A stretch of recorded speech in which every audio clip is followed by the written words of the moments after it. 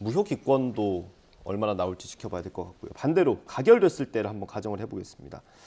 어떻든 이탈표가 많이 생겼다는 거고 이재명 대표가 영장 심사는 좀 받는 게 우리 당에 도움이 되겠다라고 판단한 분들이 이제 가결표를 던지게 되겠죠. 그럴 경우에는 강성 지지층의 반발이 예상이 됩니다. 그거는 당에서 감당할 정도가 되겠습니까? 그게 제일 걱정되는 부분이죠. 아마 가결을 생각하셨던 분이 초창기엔 더 많았었던 것 같아요. 왜냐하면 지난번과 달리 저희가 불체포 특권을 포기하겠다고 약속을 한 3차례를 한 셈이라 예.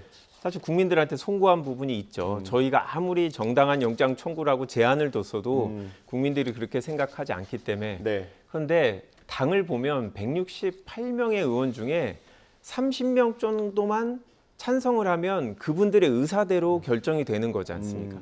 그러면 130대 30인데 30이 원하는 대로 가면 국회의원들 자체도 130명 정도가 상당히 박탈감을 느낀 그래서 이게 당 내부에서 과연 이거를 감당할 수 있느냐 의원들끼리도 서로 비공개 투표기 때문에 누가 투표했을까 이런 식으로 불신하는 이런 상황이 과연 내년 총선에 어떤 영향을 미칠까 이런 고민들을 최근에 많이 했고요.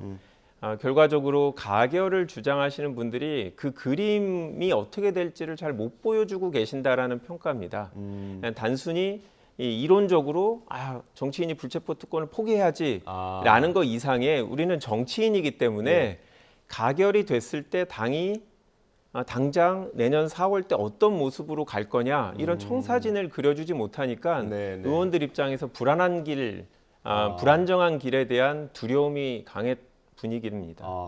그 얘기는 포스트 이재명을 준비할 누군가 구심점이 없다 이렇게 들리기도 하는데 개별 의원들보다 뭐 비대위 체제도 그렇고 뭐 여러 가지 방안이 있을 텐데 이제 그런 부분에 대해서 이 대표가 이제 만약에 이제 구속이 되거나 그랬을 경우에 당원들은 또 어떻게 우리가 설득을 해낼 거고 개별 인물이 누가 더 괜찮은지를 떠나서 지금 국민들보다 아무래도 민주당 당원들이 검찰 수사에 대한 불만이 더 많은데 이게 불만이 검찰로 가는 게 아니라 의원들 쪽으로 가서 이제 우리의 그나마 남아 있는 이제 아주 열성적인 지지층하고의 싸움이 되면 우리가 과연 총선 때 에너지를 그런 데 쏟는 게 맞냐 이 부분에 대해서 그래서 설명을 기대했는데 어제까지도 그 부분에 대해서 경론이 있었는데 그림이 안 그려지는 게 현재 상황입니다. 네, 알겠습니다.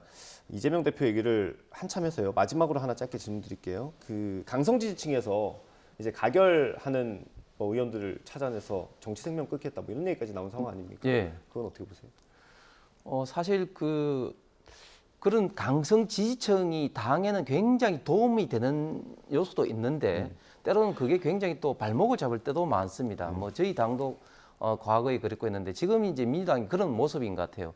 민주당이 선거를 앞두고 이때까지 보면 잘했던 게 좀 위기가 있더라도 어쨌든 비대위 체제를 해서 그것을 오히려 이제 전화위복의 계기로 삼는 그런 것을 참 저는 잘했다고 생각하는데 가장 비근한 예로 2015년도 당시 이제 문재인 대표 시절에 좀 당이 좀 어렵고 할 때 결국은 이제 그 김종인 비대위원장 체제로 하면서 혁신을 이끌어서 이제 기소만 되더라도 이제 그 공천을 하지 않겠다 뭐 이런 어떤 혁신안을 만들어서 이제 19대 총선에 임했고 그래서 예상을 깨고 일당이 됐습니다. 그런데 이번에는 제가 보니까 민주당이 너무 강성 지지층에 휘둘려서 이런 모습을 지금 보이지 못하고 과연 또 이런 모습을 보이지 못하면서 혁신이 아닌 어떻게 보면 완전히 이제 그 후퇴를 하는 이런 어떤 상황에서 총선을 맞았을 때 저는 결과는 역대 민주당의 어떤 결과보다 굉장히 좀 우려스러운 결과가 나올 가능성이 많다. 결국은 강성 지지층에서 지금 헤어나오고 있지 못한 이런 어떤 모습들이 결국은 민주당의 큰 어떤 저는 걸림돌이 되지 않을까 생각합니다. 알겠습니다.